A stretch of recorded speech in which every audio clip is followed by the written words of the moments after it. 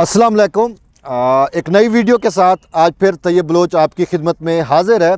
आज हम जो डिस्कस करने लगे हैं वो सैक्ड एम्प्लॉइज़ केस है, लेकिन सबसे पहले मैं आपको बताता चलूँ कि सैक्ड एम्प्लॉइज़ केस के अंदर आज जो सूरत हाल है वो काफ़ी तब्दील हो गई है और मामला जो है अब यही नज़र आ रहा है कि सैक्ड एम्प्लॉइज़ का जो केस है वो एम्प्लॉइज़ के हक़ में होने जा रहा है और हमारी दुआ भी है और इंशाल्लाह सुप्रीम कोर्ट ने फ़ैसला जो है वो आज महफूज कर लिया। अगरचे फ़ैसला आज सुनाना था, ताहम अटार्नी जनरल को सुप्रीम कोर्ट का ये कहना था कि हम आपको एक और मौका दे रहे हैं, आप हमें कायल कर लें अपनी नज़रसानी के ऊपर। इसके साथ साथ आज अटार्नी जनरल की जानिब से अदालत को बताया गया, जो तजावीज़ थी उसमें कहा था कि इन तजावीज़ में हम वो मुलाजमीन शामिल नहीं हैं जो इदारों से जो है अब्सेंस ऑफ ड्यूटी या दूसरी वजूहात के ऊपर निकाले गए।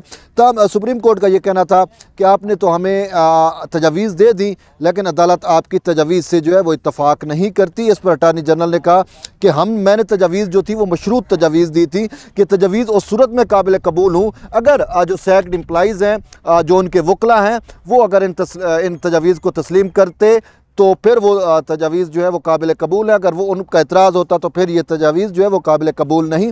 ताहम उन्होंने कहा कि ये मामला जो है नज़रसानी का है, तो सुप्रीम कोर्ट में आज भी हुकूमत का जो मौक़िफ़ है वो खुला है और वो मौक़िफ़ यही है कि अदालत अपने फ़ैसले पर नज़रसानी करे। जो 17 अगस्त का फ़ैसला था उसको अदालत जो है वो कलअदम करार दे और एक्ट 2010 जो है वो बहाल किया जाए। ये अटार्नी जनरल का कहना था।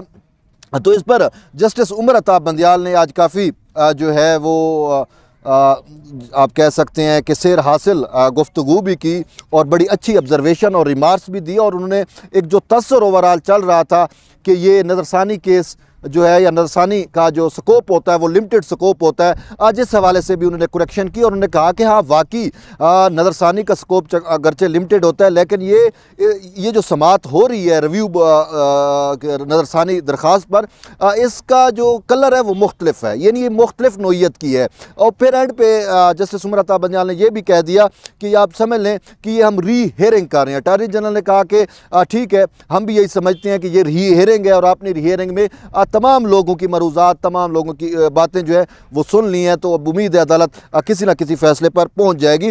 तो अब मैं आता हूं जस्टिस उमर अताब बंदियाल के उन रिमार्क्स की तरफ जो बहुत ज़्यादा इंपॉर्टेंट है। जस्टिस उमर अताब बंदियाल का ये कहना था, जब अटार्नी जनरल ये कहा कि अगर फ़रीक़ैन राज़ी हो जाते हैं तो फिर जो तजावीज़ दी गई हैं उन पर तो इत्तफ़ाक़ हो सकता है, अगर फ़रीक़ैन राज़ी ना हों तो फिर अदालत जो हुकूमत है वो अपने उस रिव्यू के स्टैंड के ऊपर जो है उस पर कायम है।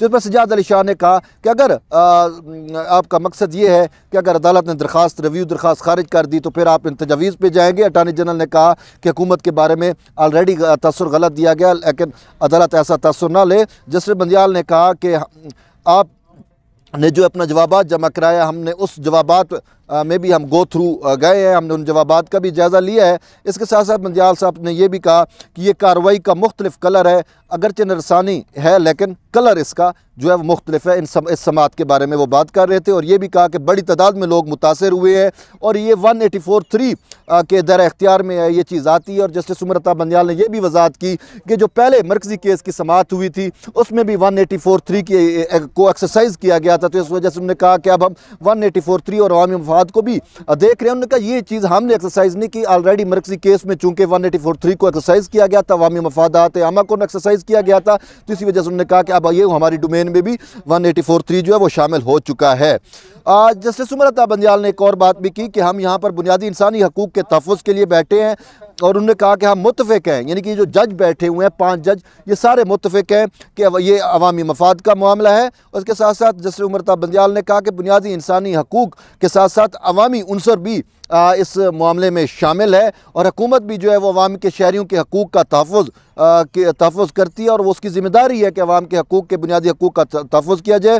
और उन्होंने कहा कि तैनातियों का जो प्रोसेस है वो जो असूल हैं, जो ज़वाबित हैं, जो कवायद हैं, उनके तहत होना चाहिए। और इस सवाल से उन्होंने कहा कि पिछले 30 सालों से सुप्रीम कोर्ट मुतअद्दिद जजमेंट्स और फैसले अपने दे चुकी है जिसमें तमाम इदारों को, हुकूमत को जो है वो ये पाबंद किया गया है कि साफ शफाफ और मेरिट पर भर्तियां जो है वो यकीनी बनाई जानी चाहिए। और इस सवाल से उन्होंने एक जजमेंट जस्टिस जवाद ख्वाजा का जो जजमेंट था वो उसका भी हवाला दिया, और उन्होंने कहा कि वो इंतहाई बेहतरीन जजमेंट जो है वो जस्टिस जवाद ख्वाजा ने इस हवाले से लिखा है, जिसमें कि किस तरीके से तैनातियाँ जो है वो यकीनी बनाई जाए। इसके साथ साथ उन्होंने कहा कि जो ड्यू प्रोसेस होता है उसको भी फॉलो करना ज़रूरी होता है। उन्होंने कहा कि ग्रेड 1 से 7 तक जो तजवीज़ दी गई उस तजवीज़ से तो यही लगता है कि हुकूमत ने ख़ुद तस्लीम कर लिया कि जो ड्यू प्रोसेस था वो फॉलो नहीं किया गया। फिर जस्टिस उमर अता बंदियाल का कहना था कि हम कंट्रोवर्सी में नहीं पढ़ना चाहते। 97, 98, 99 में जब इन मुलाजमीन को निकाला गया तो ये बहुत ज़्यादा मुतासर हुए। 11 साल तक जो है ये दूसरे काम करते रहे, और कुछ लोग ऐसे भी थे जो बेचारे घर बैठे रहे। इन शहरियों के भी हकूक़ जो हैं वो मुतासर हुए। मखसूस कवायद और कवानीन की अगरचे उनका खिलाफ वर्जी हुई जब इनकी तैनातियाँ की गई, तब उन्होंने कहा कि इनके भी जो ये सैक्ट मुलाजमीन बाहर बैठे हुए हैं इनके भी हकूक़ जो है वो मुतासर हुए। तो जस्टिस उमर अता बंदियाल का ये भी कहना था कि लार्जर बेंच है और हम तमाम चीज़ों को इकट्ठे लेकर चलना चाहते हैं। अवामी मफाद में ज़रूरी जो होगा वही हम करेंगे, हमने अवाम के मफाद को देखना है। और इसके साथ साथ जस्टिस उमर अता बंदियाल ने ये बात भी की कि हम जो है हमने देखना है कि आइन के तहत हम इन मुलाजमीन को क्या सहूलत दे सकते हैं। दूसरी उन्होंने ये भी कहा कि आइनी अहमियत की वजह से हम इस मामले को देख रहे हैं और कॉन्स्टिट्यूशनल बेसिस के ऊपर भी हम इस मामले को देख रहे हैं। और दूसरी तरफ उन्होंने कहा कि जो दूसरे फ़रीक़ैन हैं उन्होंने भी इसका मुकम्मल दिफा किया। आइन व कानून पर अमल दरामद जो है वह ज़रूरी है। जस्टिस उमर अता बंदियाल ने कहा कि हम मुख्तलिफ पहलू का जायज़ा ले रहे हैं, उनको देख रहे हैं, लोगों के हकूक़ का मसला है, इसी वजह से हम जो है वो इस समात को नज़रसानी से लेकर एक नेक्स्ट लेवल तक लेके चले गए हैं। अटार्नी जनरल ने कहा कि अदालत जो है वो एक्नॉलेज के खुद एक्ट जो है एक्ट 2010 उसने एक्नॉलेज किया कि ड्यू प्रोसेस जो है वो फुलफिल नहीं हुआ था। इस पर जस्टिस उमर अता बंदियाल ने कहा कि एक्ट 2010 सीरा एक्ट 2010 जो है वो इस वजह से लाया गया कि सियासी इंतकाम जो है वो इन मुलाजमीन के ख़िलाफ़ बंद किया जाए। अटार्नी जनरल ने कहा कि एक्ट बनाते वक्त वजूहात बताना जो है वो ज़रूरी नहीं है, और उन्होंने ये भी अदालत को बताया कि मैं पार्लियामेंट्री जो बहस है उसका रिकॉर्ड भी अदालत में जो है वो पेश मैंने किया है। अदालत देख सकती है कि जब ये एक्ट बनाया जा रहा था तो उस टाइम पार्लियामेंट के अंदर क्या डिबेट हुई, क्या बहस हुई। इसके साथ साथ अटार्नी जनरल ने कहा कि मिसकंडक्ट पर निकाले गए जो लोग थे उनके लिए दरवाजे जो है वो बंद कर दिए गए, उनको भर्ती नहीं किया जा सकता। ताहम उन्होंने कहा कि 10 साल गुजरने के बाद उन जो मराद बनती हैं वो उन मराद के हकदार हैं। जस्टिस बंदियाल का कहना था कि पीएस और सुई गैस के मामलात तो मुख्तलिफ हैं और वो आज़ाद और ख़ुद मुख्तार कारपोरेशन हैं, कंपनियाँ हैं, तो उनकी अपनी कमेटी होती है, वो अपने मामलात जो है वो ख़ुद तय कर सकती है। अटार्नी जनरल ने कहा कि अदालत अगर एक्ट बहाल कर दे तो तमाम मसाइल ख़त्म हो जाएंगे। इनफरादी केसेस का मामला रह जाएगा तो उसके लिए मुतलका हाई कोर्ट्स मौजूद है, वो फैसले कर सकती है। अटार्नी जनरल का ये भी कहना था कि एक्ट ख़त्म होने के बाद जो टर्मिनेटर्स लेटर जारी हुए, अदालत के पास ये भी ऑप्शन है कि वो टर्मिनेशन लेटर जो है वो सस्पेंड कर दिए जाएँ ताकि ये लोग जो हैं वो वापस अपने ओहदों पर जा सकें, अपनी नौकरी पर जा सकें। जस्टिस मंसूर अली शाह ने कहा कि फिर तो ये मामलात जो है वो चलते रहेंगे कि अगर चूँकि उन्होंने ये कहा कि अगर एग्जेक्टिव स्टैंड कर गए, यानी कि जो इदारे हैं वो स्टैंड कर गए और तो फिर मामलात चलते रहेंगे। तो इस पर अटार्नी जनरल ने कहा कि वो इनफरादी मामलात होंगे, उसके लिए हाई कोर्ट्स मौजूद हैं, मुतलका फोरम जो है वो मौजूद है, वो इस हवाले से जो है वो फैसले कर सकती हैं। जस्टिस सज्जाद अली शाह ने कहा कि अटार्नी जनरल साहब आप मफरूज़ों की बजाय हक़ैक़ पर जो है वो बात करें। हक़ैक़ तो मुख्तलिफ हो सकते हैं, आप कैसे कह सकते हैं कि इनकी बहाली से फिर वो सीनियरिटी का इशू जो है वो नहीं उठेगा।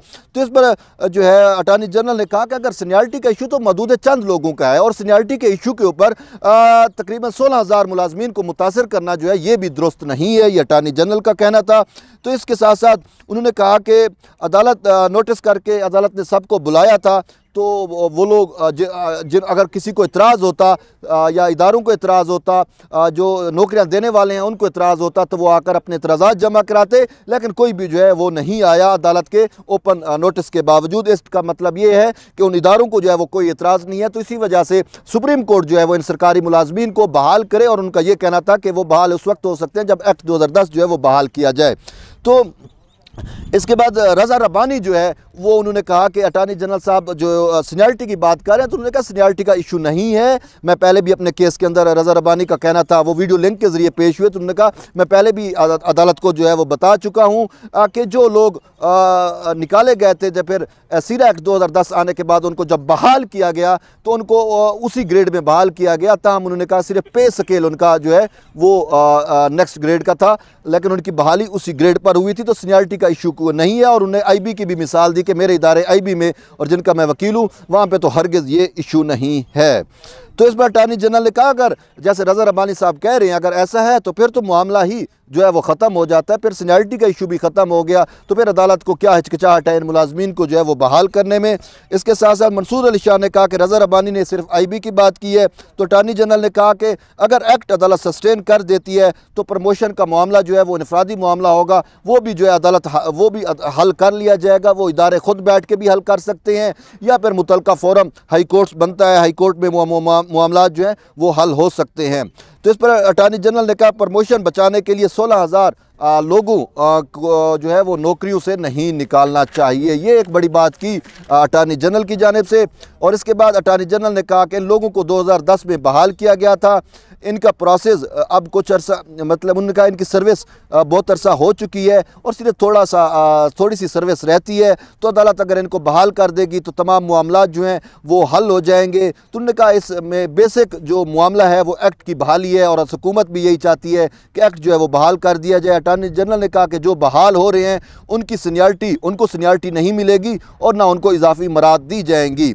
जस्टिस बंदियाल साहब का ये कहना था कि कुछ को रिलीफ नहीं मिला और फिर जो है वो ला ही ख़त्म हो गया। अटॉर्नी जनरल ने कहा कि इनफरादी केसेस अदालत में आ सकते हैं, अदालत जो है वो इस हवाले से फ़ैसले दे सकती है।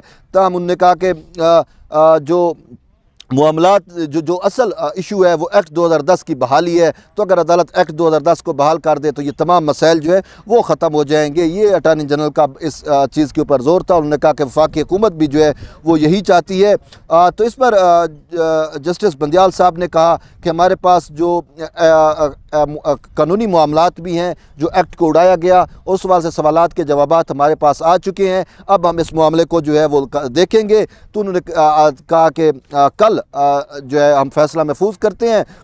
कल 11 बजे का अदालत ने वक्त दिया, चूँकि कल जुम्मा है तो पहले जो है वो 11 बजे ब्रेक हो जाया करती है आम दिनों के अंदर और अदालत 11:30 बजे दोबारा बैठती है। ताहम कल जुम्मा है तो जुम्मे की वजह से कल ब्रेक नहीं होगी, तो इस वजह से कल 11 बजे इस केस का महफूज जो फ़ैसला है वो सुना दिया जाएगा। ये तो कोर्ट का हाल अहवाल था जो मैंने आपको बताया और आज उम्मीद की किरण जो है वो नज़र आ चुकी है। अटॉर्नी जनरल जो है वो उन्होंने अदालत को काफ़ी हद तक कायल भी कर लिया और उसके साथ साथ जस्टिस मंसूर अली शाह भी आज कायल नज़र आए और जस्टिस बंदियाल साहब की तो पहले से ही यही ख्वाहिश थी कि मुलाजमीन जो हैं वो बहाल हो जाएँ। इसके साथ साथ जस्टिस सिजाद अली शाह जो है वो भी काफ़ी हद तक कायल हो गए हैं।